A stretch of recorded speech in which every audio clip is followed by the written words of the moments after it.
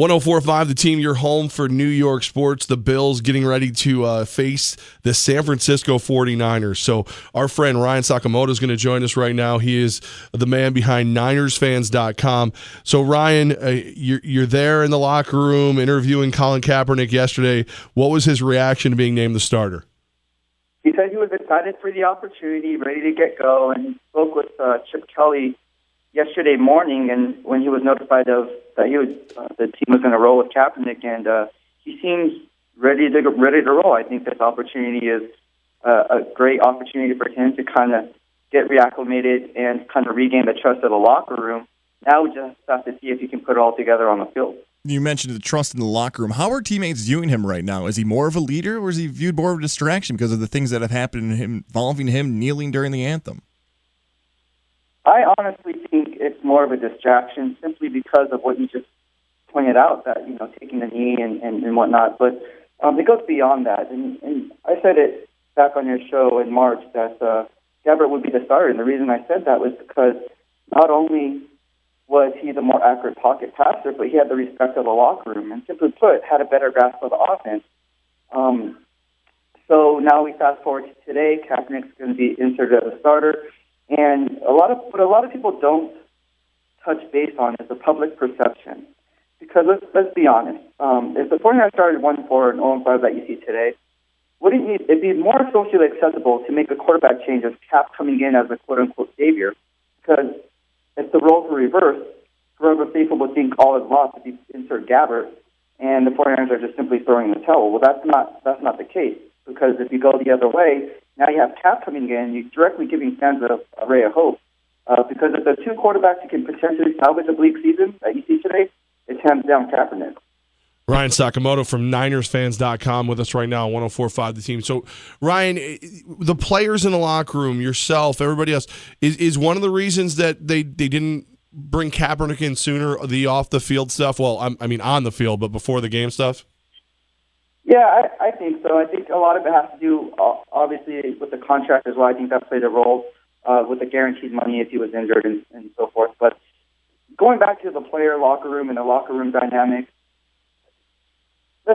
people tend to forget that Cap requested a trade. All is not forgotten there. There's players who still hold a grudge against that because here's a player that didn't want to be here. Jerry Rice even went on record saying that Kaepernick didn't want to be here.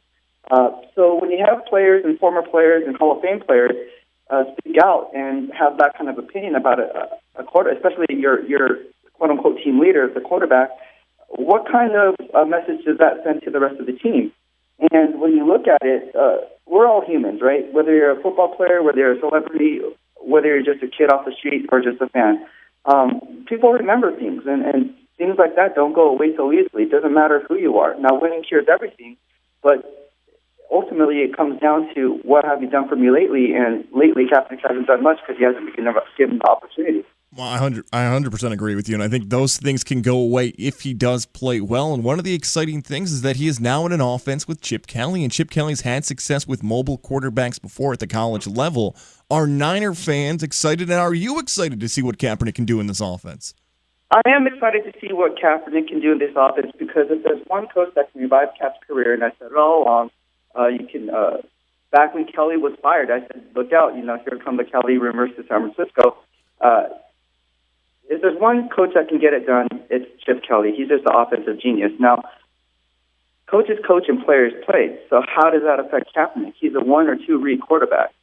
You've seen time and time again him telegraphing his passes, which is why he's wearing the tinted visor. I even asked that question yesterday: why he's wearing the tinted visor he wore yesterday in practice if it's not yet approved by the NFL. And if you ask me why he's wearing the tinted visor, it has nothing to do with his eyes, his prescription with his eyes. It's because he doesn't want defenses reading his eyes because he telegraphs his passes. So, to me, he's the same quarterback he was when under Tom Sula.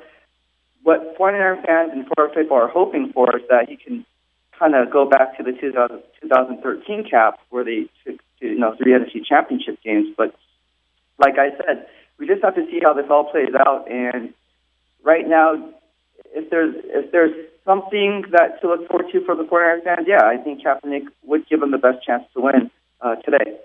Ryan Sakamoto from NinersFans.com. So, Ryan, you brought up Jim Tom Sewell, and we had a 49ers fan call the show yesterday, and very just disgruntled with the exodus of players, with the way York and everybody, the family's running this team, Balky and everybody. How do you, as a guy who covers them, look at them and see any form of stability beginning? Do they believe in Chip Kelly enough that they're going to let him do what he needs to do? Oh, absolutely. I think Balky went in thinking that, okay, well, we obviously need a coach who can put up points on the board. And Kelly's have done that, even though it's in garbage time. He is putting up points on the board. The red zone efficiency has drastically improved. The problems that they're having is on the defensive side of the ball, especially with our run defense. So that needs to be tightened up. But I think the team really believes from the top down in Kelly, and they're just going to roll with him and let him play out his contract. Do you think Kaepernick in this 49er offense can give the Buffalo Bills defense that he issues this Sunday? No, I do not. I think doesn't matter who's behind center, whether it's Gabbert or whether it's Kaepernick, you're still going to see the same type of play. Now, Kaepernick may make a few more dynamic plays in terms of big plays, big 20-plus yard runs here and there. Maybe get like a 35, 40-yarder to Torrey Smith down the seams or down the post. But other than that, I don't see a huge difference between rolling with Kaepernick as opposed to Gabbert. You made them one quarterback. That might be the perfect one. All right, so Ryan, I mean, we've got a lot of Bills fans in the area. We actually have a lot of 49ers fans, too. It sounds like you believe the Bills are going to win this game.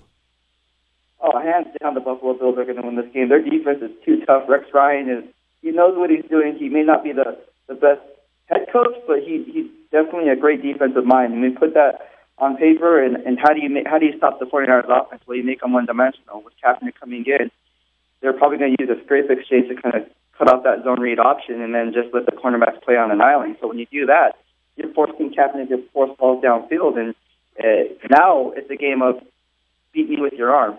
And can Kaepernick do it? Time will tell. Ryan, we'll get you out of here on this. One of my favorite hashtags, because I follow you on Twitter at Sakamoto Ryan, is hashtag BeastWriter. Man, what are you eating? Is it eggs? Is it peanut butter and jelly? How are you getting so shredded? I'd put you up against any beat writer in the NFL to go one-on-one in octagon somewhere, man. What are you eating? Well, so this is what I do during the season, during football season, but during the off season, I actually bodybuild. So I'm in the men's physique competition. It's funny. I was talking to the 49ers tight end coach Jeff Nixon, and he saw me at my first competition back in July, and he's like, "Hey, I saw you." I was like, "Yeah." I was like, "What were you doing there?" He's like, "Oh, my wife was there. She entered her first competition too." So we have our competition coming up. So that's what I do. Eating wise, diet wise, I mean, it's a lot of asparagus, a lot of watermelon, a lot of diuretics. Taking a lot of supplements, obviously, but a lot of protein. But it's not. It's you're basically eating like a rabbit. It's just vegetable, cut out the fruit, and a lot of fish, tilapia. So it's a boring diet, but if you want to get the shredded abs, you want that look, and you want that feel, you gotta stay on top of yourself and stay disciplined. You didn't mention beer or chicken wings. That's a problem for Levack and I. That's a staple. Yeah, chicken wings are always good, man. I mean, okay, I'll be honest. I have cheat days. All right, so one cheat day a week is okay. As long as it fits in my macros, I'm good to go. Ryan Sakamoto, who, if he looks any better without his shirt on, the Niners are going to have him play linebacker with the way everybody's leaving. Ryan, we appreciate you, and we recommend NinersFans.com to anybody who's looking at the inside scoop on the 49ers. All right, thank you so much, guys. You guys have a great day, huh? You too, brother. All right, take it easy.